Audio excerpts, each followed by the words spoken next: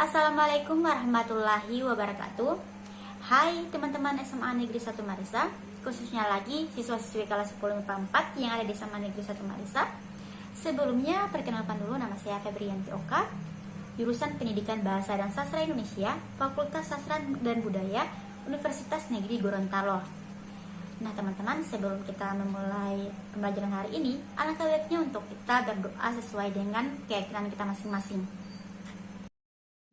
Nah, pada video pembelajaran bahasa Indonesia, hari ini kita akan membahas tentang metode menulis teks deskripsi menggunakan authentic learning. Nah, teman-teman, sebelum masuk ke materi inti, kita akan mempelajari lebih dulu apa itu pembelajaran autentik atau authentic learning.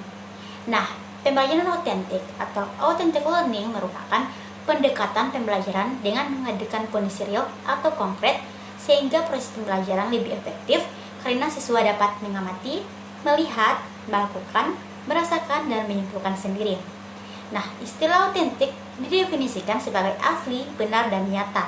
Pembelajaran autentik berarti pembelajaran yang dilakukan dengan cara dan di tempat yang relevan dengan nyata dalam kehidupan peserta didik, baik di dalam maupun di luar kelas. Nah, selanjutnya setelah kita mengetahui pengertian dari pembelajaran autentik, kita juga harus tahu struktur menulis teks deskripsi. Dalam teks deskripsi terdapat 3 struktur dalamnya, yaitu ada identifikasi. Identifikasi merupakan penetapan identitas baik orang, benda, atau objek lainnya. Nah, yang kedua ada deskripsi bagian. Deskripsi bagian merupakan paragraf yang berisi tentang manfaat dari objek yang sedang diamati. Nah, yang terakhir ada penutup. Penutup berisi kesimpulan dari kesan penulis terhadap objek tersebut.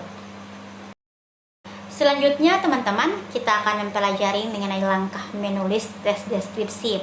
Nah, menurut Suparno dan Yunus, dalam teks deskripsi terdapat 4 langkah, diantaranya yang pertama, menentukan objek, contohnya dengan mengamati hewan dan tumbuhan yang ada di lingkungan sekitar. Nah, yang kedua, menetapkan bagian yang akan dideskripsikan, contohnya deskripsi tentang hewan dan tumbuhan, maka dapat dideskripsikan ciri-ciri. Nah, yang ketiga, menyusun rincian bagian yang akan dideskripsikan. Ketika mendeskripsikan hewan, maka dapat dideskripsikan ciri-ciri fisik hewan itu, apakah hewan itu berkaki 2 dan lain-lain.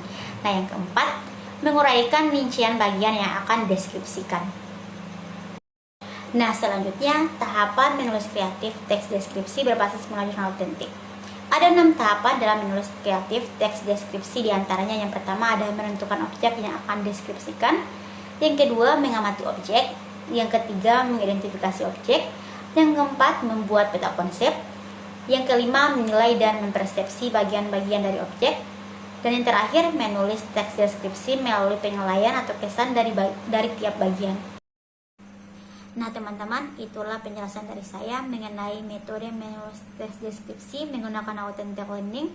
Semoga dengan pembelajaran melalui video ini mudah dipahami dan dapat menambah wawasan untuk teman-teman kelas 10 MIPA 4. Nah, lebih dan kurangnya saya mohon maaf. Wassalamualaikum warahmatullahi wabarakatuh.